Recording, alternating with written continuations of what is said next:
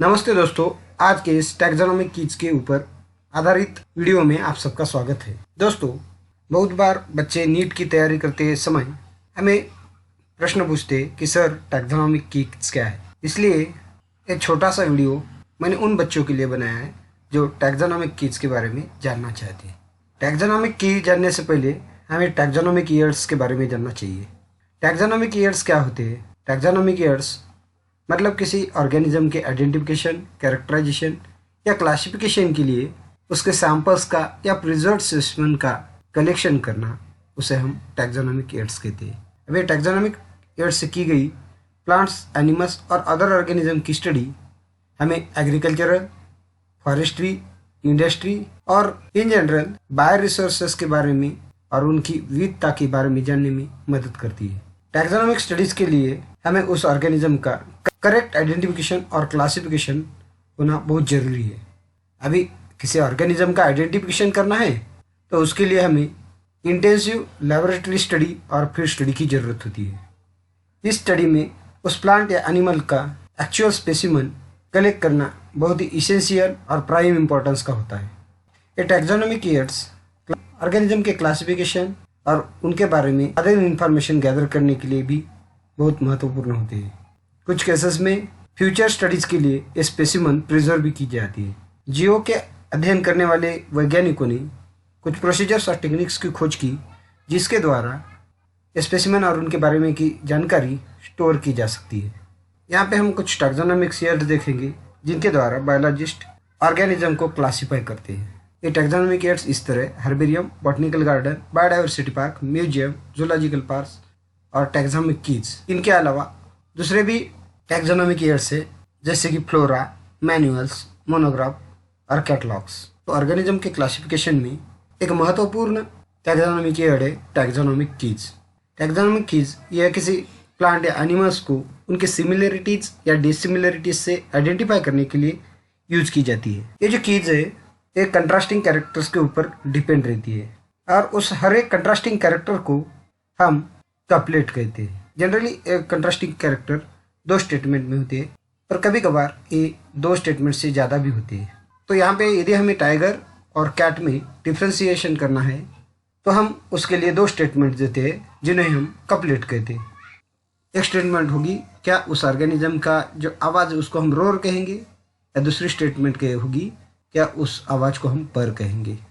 यदि वो organism roaring करता है तो उसे हम टाइगर कहेंगे, या यदि वो ऑर्गेनिज्म परिंग करता है तो उसे हम कैट कहेंगे। तो इस तरह ये जो दो कंट्रास्टिंग कैरेक्टर्स है वो हमें टाइगर और कैट में डिफ्रेंशिएशन करने के लिए काम आते हैं। तो ये जो दो डिफ्रेंशिएट करने वाली स्टेटमेंट्स है उन्हें ही हम कपलेट कहते हैं। अभी इन कपलेट में की हर एक स्टेटमेंट को हम लीड कहते हैं। अभी जो हमने दो या दो से ज़्यादा स्टेटमेंट्स किसी कपलेट में बनाई हुई है उसमें से केवल एक स्टेटमेंट हम एक्सेप्ट करते हैं और बाकी की जो स्टेटमेंट्स है उसको रिजेक्ट करते हैं। तो यहाँ पे जो भी हम स्टेटमेंट एक्सेप्ट कर रहे हैं या रिजेक्ट कर रहे हैं उन हर एक स्टेटमेंट को हम लीड कहते हैं। तो आप देख सकते हैं कि यहाँ पे वेदर एनिमल रोल ये एक लीड है और वेदर एनिमल पर ये दूसरी लीड है। हमें हर एक टैक्सोनॉमिक कैटेगरी के लिए सेपरेट टैक्सोनॉमिक कीज की जरूरत रहती है। फॉर एग्जाम्पल यहाँ पे आप देख सकते हैं कि जो सबनेडल्स ऑर्डर है उसमें आम और नींबू दोनों भी आते हैं। तो फॉर एग्जाम्पल यदि हमें नींबू का डिस्क्रिप्शन ऑर्डर के लेवल पे होना है तो उस टाइम पे वो जो डिस्क्रिप्शन हम दे रहे वो डिस्क्रिप्शन फैमिली के लेवल पर अलग रहेगा। फॉर एग्जाम्पल नींबू के ऑर्डर है सबनेडल्स, तो सबनेडल्स ऑर्डर के लिए हमारी स्टेटमेंट रहेगी an order of dicotyledonous plants having the stamens inserted on a disc and the ovary with 1 or 2 ovules in each cell। जब ये स्टेटमेंट हम टैक्सोनॉमिक कैटेगरी फैमिली पर अप्लाई करते हैं तो ये स्टेटमेंट हमारी गलत होगी। जैसे कि नींबू की फैमिली है रूटेसी, वहाँ पे हमें स्टेटमेंट देनी पड़ेगी flower hermaphrodite, hypogynous, actinomorphic with a disc below the ovary, corolla polypetalous, stamen stain, abdiplostomenous, carpus 5 और many ovary superior multicellular। इस तरह रूटेसी फैमिली जो है उसका हम स्टेटमेंट दे सकते हैं। उसी तरह नींबू का जीनस है सिट्रस, वहाँ पे हम ऑर्डर या फैमिली की स्टेटमेंट देंगे तो नहीं चलेगा। यहाँ पे हमें स्टेटमेंट देनी पड़ेगी the juice contains high quantity of citric acid and other organic acids giving them there characteristic sharp flavour.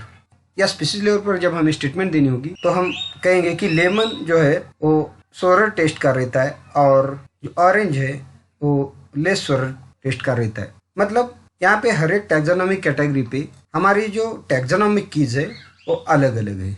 एक ही टैक्सोनॉमिक की हम हर जगह यूज नहीं कर सकते हैं। बच्चों यहाँ पे आपके एनसीईआरटी के टेक्स्ट बुक में की जो स्टेटमेंट है keys are generally analytical in nature, ये बहुत ही महत्वपूर्ण है क्योंकि बहुत बार नीट की एग्जाम में इस पर क्वेश्चन आते हैं। कीज एनालिटिकल नेचर की होती है, इसका मतलब है कि कीज जो है हमें उस ऑर्गेनिज्म का विश्लेषण करती है, उस ऑर्गेनिज्म के बारे में की बहुत सारी इंफॉर्मेशन हमें उस कीज से मिलती है।